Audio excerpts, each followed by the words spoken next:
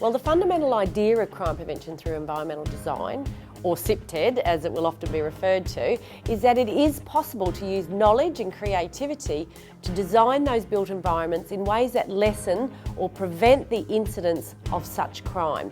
Now, there are three main concepts behind the theory of CPTED, being public presence, public visibility, and safe choices. We've done a lot of research into what drives people to buy in certain places, and safety is always number one.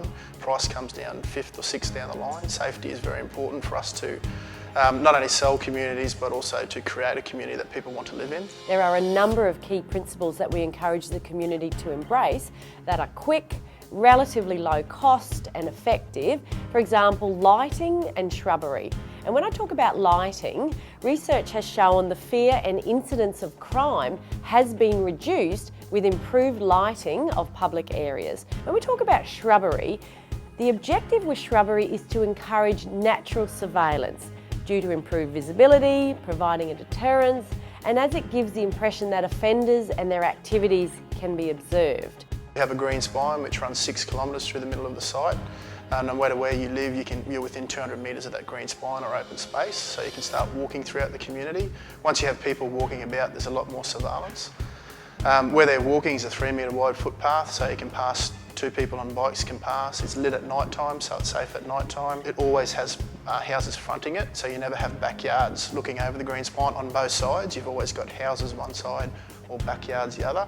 So you always got some houses surveilling over the park, and there's no sort of dead or closed ends. Now, public presence is perhaps the most important of the three, in that crimes against people and property are less likely to occur if other people are around.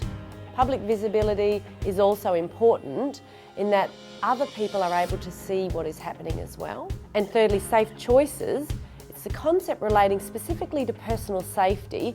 Where possible, it's important to give people options and safe choices about where to be and how to anticipate and respond to those problems. The most important thing you can do is get to know your neighbour. We spend a lot of money trying to get our community to interact. We have family fun days. We've built a leisure centre so that people can mingle together. Everything we do is about trying to get one resident to meet another resident. But I would strongly urge anyone looking to implement CPTED principles into new or existing buildings to take the time to do adequate research, very important, to find the best outcome for their specific purpose. Firstly though, do a safety audit of your premises and then implement changes in those identified areas one at a time. Each change will prove an addition to safety and security of your environment. I would suggest that you should take into account the street you're going to live on and the village within that street, or the community or the suburb that you're living in. Whether it's been designed, to have the cars aren't flying past your house, that there's interaction with residents, there's places to meet within a walking distance so that people do get to know each other. All these things lead to a much safer suburb. Look, I'd have to say to the community to remember that crime prevention is a shared responsibility among the community, and simple and cost-effective changes can have positive impacts on safety and security. I would also encourage people to conduct a safety audit on their premises. Do it both during the day and then once again at night. There is a wealth of information and resources available in relation to CPTED, but initially I would direct anyone interested in learning more about the CPTED principles to the CPTED guidelines for Queensland and the resource manuals available in the resources folder of the Queensland Police Service website, and that can be found at www.police.qld.gov.au.